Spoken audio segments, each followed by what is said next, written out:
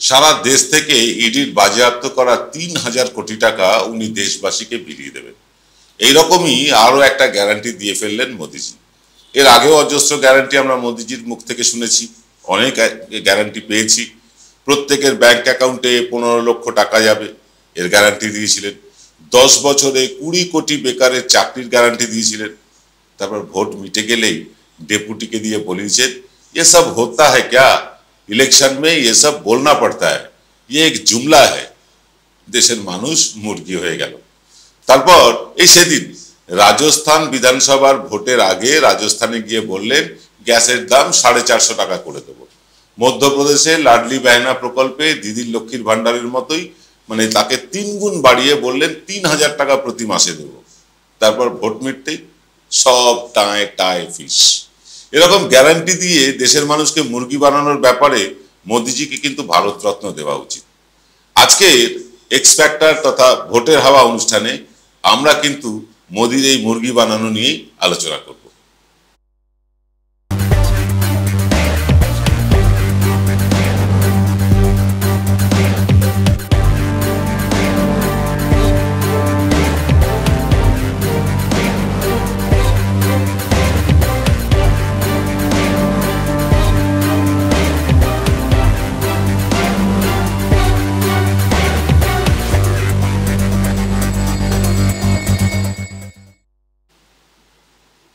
नमस्कार आदाब, আমি আপনাদের প্রবীর বিশ্বাস। আপনারা দেখছেন বিশ্বজোড়া বাঙালির আওয়াজ এনকে ডিজিটালের প্রভাতী অনুষ্ঠান ভোটের হাওয়া, এক্স ফ্যাক্টরে ভোটের হাওয়া। নির্বাচন এলেই ঝুড়ি ঝুড়ি প্রতিশ্রুতি দিয়ে নির্বাচনের ফল প্রভাবিত করবার জন্য রাজনৈতিক দলগুলোকে শাস্তি দেওয়ার কোনো আইন আমাদের দেশে নেই। যদি এমন কোনো আইন থাকতো যে প্রতিশ্রুতি নেতারা দিচ্ছেন ভোটের আগে, সেই প্রতিশ্রুতি ভোটে পরে অর্থাৎ শাসন ক্ষমতা পেয়ে সেই প্রতিশ্রুতি 5 বছরের মধ্যে পূরণ করতে না পারলে বা পূরণ না করলে সেই নেতাকে ভোটে আর দাঁড়াতে দেওয়া হবে না। যদি এরকম কোনো আইন থাকতো তাহলে নরেন্দ্র মোদী এতদিনে ঝোলা উঠিয়ে ফকির হয়ে গুজরাটের রাস্তা রাস্তায় ভিক্ষে করতেন, আমরা দেখতে পেতাম।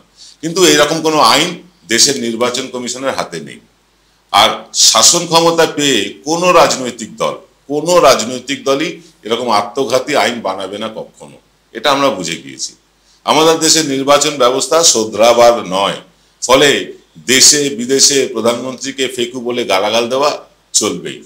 তাতে দেশের মান ইজ্জত যদি মাটিতে মিশে যায়, যাক না। নেতাদের গাল ভরা গ্যারান্টি দেওয়ার রেওয়াজ এবং তার মাধ্যমে দেশের মানুষকে প্রতারণা করার যে খুল্লা রেওয়াজ, এটা চলতেই থাকবে।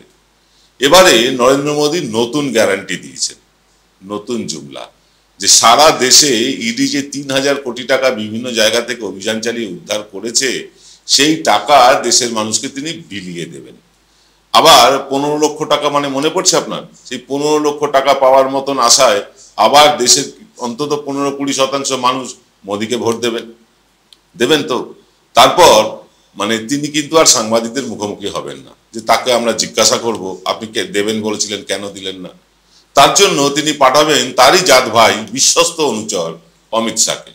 शाह এসে मीडिया बोलबेन ऐसा कभी होता है क्या, ये तो एक जुमला था, इलेक्शन के समय ये सब बोलना पड़ता है भैया। কয়েকদিন কয়েকজন প্রতারিত ভোটার ফেসবুক, ইনস্টাগ্রাম আর এক্স হ্যান্ডেলে ফেকু করে গালমন্দ করবেন। এই করতে করতে আবার কোনো না কোনো রাজ্যের নির্বাচন এসে পড়বে, আবার কোনো নতুন গ্যারান্টি নিয়ে আসবেন এই মোদিজি। শুরু হবে নতুন জুমলা। আমরা বলবো পুরো কথা আজ, তবে ছোট্ট একটা বিরতির পর।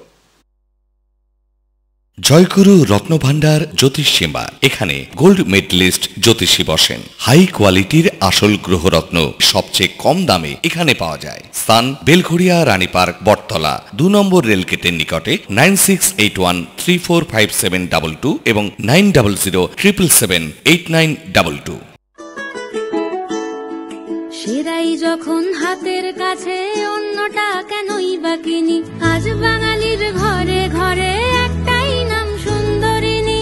সুন্দরিনী সুন্দরিনী সুন্দরিনী সুন্দরিনী।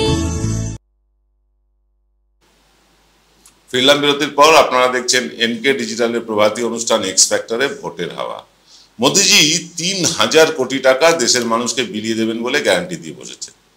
ইতিমধ্যে গ্যারান্টি দিয়ে বসেছেন। কিন্তু সত্যি সত্যি তিনি যদি ইডির বাজেয়াপ্ত করা এই টাকা দেশের মানুষকে বিলিয়ে দেন, তাহলে মাথা পিছু প্রায় 20,000 টাকা পাবো আমি আর আপনি। যেমন বিদেশে পাচার হয়ে যাওয়া কালো টাকা মোদিজি ফিরিয়ে আনতে পারলে আমরা 15 লক্ষ টাকা করে পেতাম, সেভাবেই 20,000 টাকা করে পাবো। বিদেশের টাকা তো ফেরেই নি, উল্টে মোদিজির নাকের ডগা দিয়ে হাজার হাজার কোটি টাকা মেরে পালিয়ে গিয়েছেন মোদির জাত ভাইয়েরা, অর্থাৎ গুজরাটিরা আর বিজয় মালিয়া। বলা যায় মোদি সরকারই তাদের লুট করা টাকা নিয়ে পালানোর পথ দেওয়ার যেটা সেফ প্যাসেজ করে দিয়েছে। এছাড়াও পিএম কেয়ার ফান্ডের মাধ্যমে মোদি নিজের ছবি, প্রধানমন্ত্রী বাসভবনের ঠিকানা, ফোন নাম্বার, এমনকি সরকারি ডোমেন ব্যবহার করে কোটি কোটি টাকা দেশের ভেতর থেকেই তুলেছে। এখন বলছেন ওটা একটা বেসরকারি ট্রাস্ট। দেখুন, বেসরকারি ট্রাস্ট হলে প্রধানমন্ত্রীর ছবি থাকবে কেন? বেসরকারি ট্রাস্ট হলে প্রধানমন্ত্রী বাসভবনের ঠিকানা ব্যবহার করা হবে কেন? বেসরকারি ট্রাস্ট হলে প্রধানমন্ত্রী বাসভবনের টেলিফোন নাম্বার ব্যবহার করা হবে কেন? বেসরকারি ট্রাস্ট হলে প্রধানমন্ত্রী আমাদের যে ভারত সরকারের যে ডোমেন আছে সেই ডোমেন কেন ব্যবহার করা হবে? এর উত্তর পাওয়া যাচ্ছে না। এর উত্তর পাওয়া যাবে না যতক্ষণ না সুপ্রিম কোর্ট কড়া আদেশ দেবে। আর বেসরকারি ট্রাস্ট আমি আপনি আরটিআই করে জানতেও পারবো না কত টাকা এলো আর কত টাকা খেলো আর কত টাকা গেল, কেউ জানতে পারবো না। এই রকম ভাবে চলছে। এই পিএম কেয়ার ফান্ড এটা কিন্তু সরকারি কোষাগার না, তাই পিএম কেয়ার ফান্ডের কোনো হিসাব টিসাবও তারা দেবেন না, বুঝেছেন? বুঝুন ঠেলা। এবার ইডির বাজেয়াপ্ত করা এই 3,000 কোটি টাকা মোদি চাইলেও কি দেশের মানুষকে বিলিয়ে দিতে পারবেন?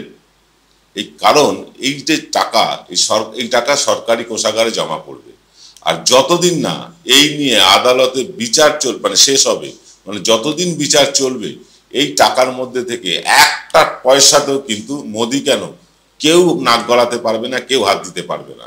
আর আমাদের দেশের বিচারের ফয়সালা হতে কতগুলো যে নির্বাচন পেরিয়ে যায় সেটা আপনিও জানেন, আমিও জানি। তাই এসব বলে দেশের আইন কানুন না জানা মানুষকে প্রলুব্ধ করা অত্যন্ত সহজ। আর সাধারণত প্রান্তিক মানুষেরাই এইসব কথায় বেশি প্রভাবিত হন। যারা একটু শিক্ষিত, যারা একটু পড়াশুনো করেছেন, তারা কিন্তু বোঝেন এটা জুমলা। প্রান্তিক মানুষেরাই কিন্তু এইসব কথায় বেশি প্রভাবিত হন, পরে কিন্তু প্রতিবাদটুকুও তারা করতে পারেন না। তারা সারা বছর ব্যস্ত থাকেন অন্ন, বস্ত্র, বাসস্থানের বন্দোবস্ত করতে।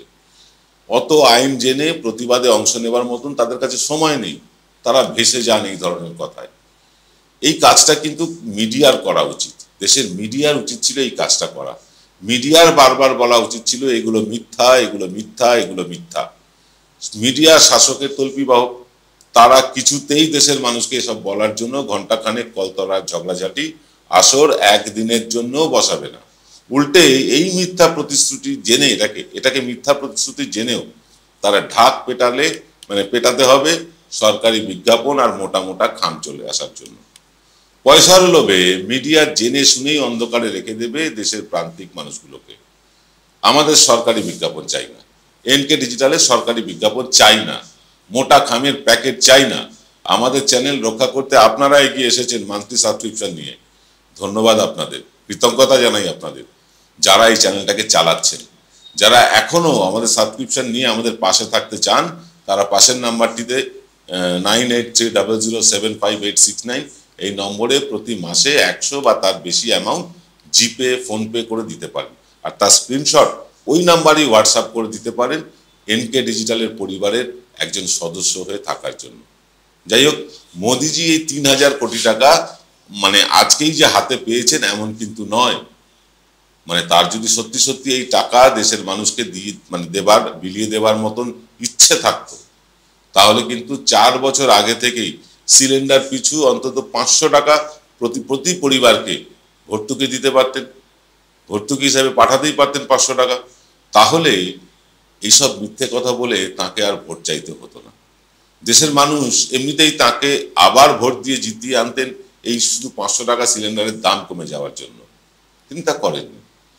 তিনি যখন এই মিথ্যা গ্যারান্টি দিচ্ছেন তখন ভোট ঘোষণা হয়ে গেছে, ভোটে জিতলে তবেই এই 3,000 কোটি টাকা তিনি বিলোবেন, তার আগে বিলোবেন না। আচ্ছা, তাহলে এতদিন বিলিয়ে দেননি কেন? টাকা তো আর আজকে আসেনি, দীর্ঘদিন ধরে 10 বছর ধরে টাকা উঠছে ইডির কাছে। সেই টাকা আপনি ধীরে ধীরে 500 টাকা করে সিলিন্ডার পিছু বিলিয়ে দেননি কেন? কেউ বলতে পারবে না। এই দেশে জানেন তো, এই দেশে সিনেমা, যে সিনেমাগুলো প্রোপাগান্ডা সিনেমা বেরোয়, যেটা নিয়ে আমরা গতকাল অনুষ্ঠান করেছিলাম, প্রোপাগান্ডা সিনেমার যে টিকিট তার ট্যাক্স মুকুব হয়ে যায়, কিন্তু প্রাণদায়ী ওষুধের ট্যাক্স মুকুব হয় না।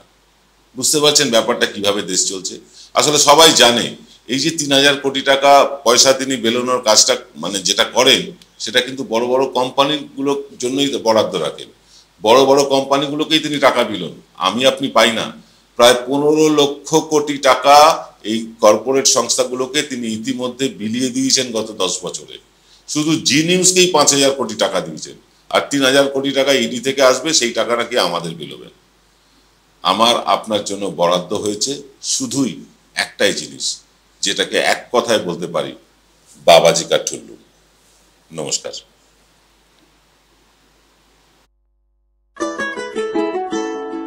সেরাই যখন হাতের কাছে, অন্যটা কেনই বা কিনি। আজ বাঙালির ঘরে ঘরে